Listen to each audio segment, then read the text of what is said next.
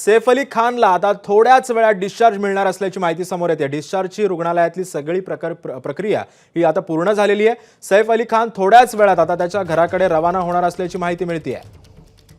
उपचारानंतर सैफचा मुक्काम आता सद्गुरू शरण या त्याच्या घरी असणार आहे आणि या ठिकाणी आता सुरक्षेच्या पार्श्वभूमीवरती मोठ्या प्रमाणामध्ये खबरदारी देखील घेण्यात आलेली आहे। कुणीही घरामध्ये सहजरित्या प्रवेश करू नये यासाठी सुरक्षा देखील तैनात करण्यात आलेली आहे। या संदर्भात अधिक माहिती देतात आमचे प्रतिनिधी वेदांत नेप सध्या आपल्या सोबत आहे। वेदांत, नेमका आता सैफला किती वेळा डिस्चार्ज मिळणार आहे?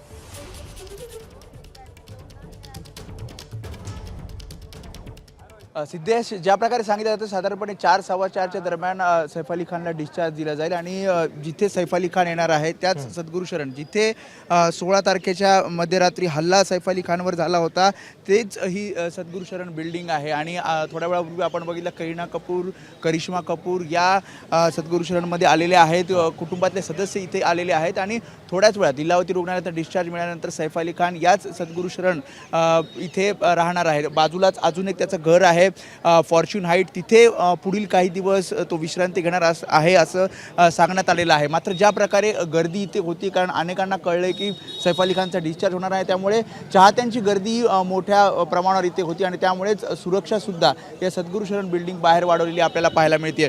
डॉक्टरांनी जी काही माहिती दिली आहे त्यामध्ये पूर्ण 1 महिना सैफ अली खानला विश्रांती करायची आहे, ज्यामध्ये कुठल्याही प्रकारचं शूटिंग त्याला करता येणार नाही, त्याशिवाय जड वजन जे आहे ते त्याला उचलता येणार नाही आणि काही गोष्टींच्या सूचना सुद्धा सैफ अली खानला देण्यात आलेल्या आहेत। त्यामुळे 4-4:15ला सैफ अली खान या सद्गुरू शरण बिल्डिंगमध्ये येईल आणि त्याआधी करीना कपूर, करिश्मा कपूर आणि इतर जे कुटुंबातले सदस्य आहेत ते सुद्धा इथे पोहोचायला सुरुवात झाली आहे। शिवाय सुरक्षा सुद्धा आपल्याला इथे वाढवलेली पाहायला मिळते। सिद्धेश, नक्कीच वेदांत, कारण आता थोड्याच वेळात आता सैफ अली खानला डिस्चार्ज मिळेल आणि त्यानंतर त्याला सद्गुरू शरण या इमारतीमध्ये त्याला पुन्हा एकदा नेण्यात येईल। सुरक्षेच्या पार्श्वभूमीवरती देखील मोठ्या प्रमाणामध्ये इकडे खबरदारी घेण्यात येते। धन्यवाद तू दिलेल्या अधिक माहितीबद्दल।